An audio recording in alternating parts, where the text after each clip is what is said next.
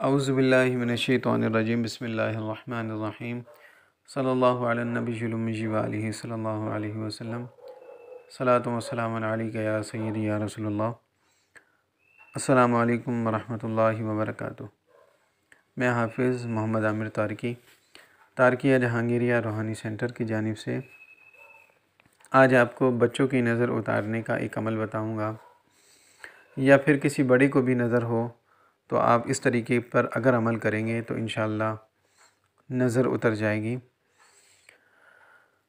اگر کسی بچے کو نظر لگ گئی ہے اور نظر زیادہ پرانی نہیں ہے تو آپ اس طریقے سے عمل کر سکتے ہیں، اور اگر نظر پرانی ہے اور کافی ٹائم ہو چکا ہے اس کو، تو اس کے لیے آپ کو یہ کرنا ہوگا کہ لال مرچ آپ کو لینی ہوگی، گول والی لال مرچ۔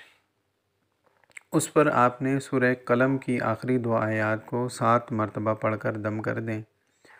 اگر نظر پرانی ہے تو 41 دن تک، یعنی کہ 41 لال مرچیں آپ لے لیں اور ہر مرچ پر 7 مرتبہ ان 2 آیات کو پڑھ کر، سورہ قلم کی آخری 2 آیات کو پڑھ کر دم کر دیں، اور جب یہ دم مکمل ہو جائے 41 مرچوں پر، تو روز 1 مرچ بچے کے اوپر سے وار کر 21 مرتبہ وار کر اس کو آگ میں جلا دیں۔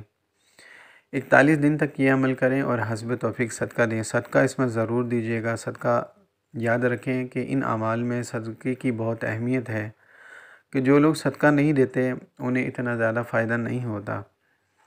تو اس میں یاد رکھیں کہ جو بھی آپ کی توفیق ہے صدقہ اس میں لازمی دیں، صدقہ دینا بہت ضروری ہے۔ اور اس کے علاوہ اگر کسی بڑے شخص کو بھی اگر نظر لگ گئی ہے تو وہ بھی اس طریقے پر عمل کر سکتا ہے۔ تو اس کا طریقہ یہی ہوگا کہ اگر نظر زیادہ پرانی ہے تو 3 مہینے تک اس عمل کو جاری رکھیں۔ انشاءاللہ نظر کے سارے معاملات کو ختم کرنے کے لیے بہت بہترین اور زبردست عمل ہے۔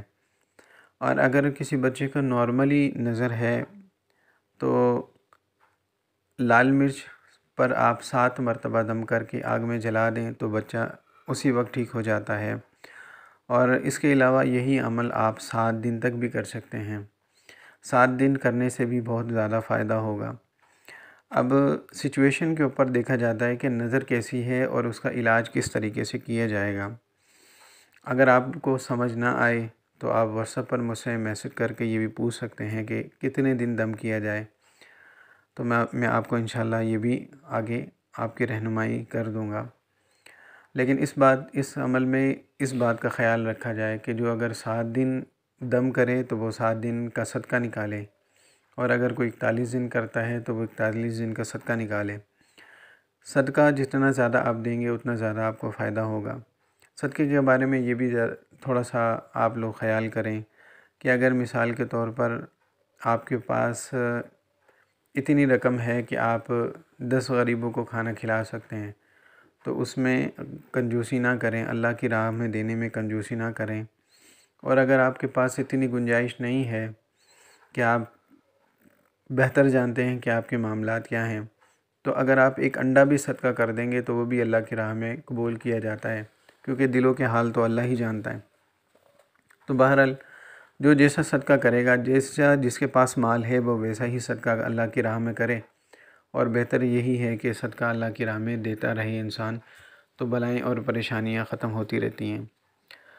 تو اس کے ساتھ ہی اگر آپ کو بات کچھ سمجھ نہ آئے تو آپ واٹس ایپ پر مجھ سے میسج پہ پوچھ سکتے ہیں۔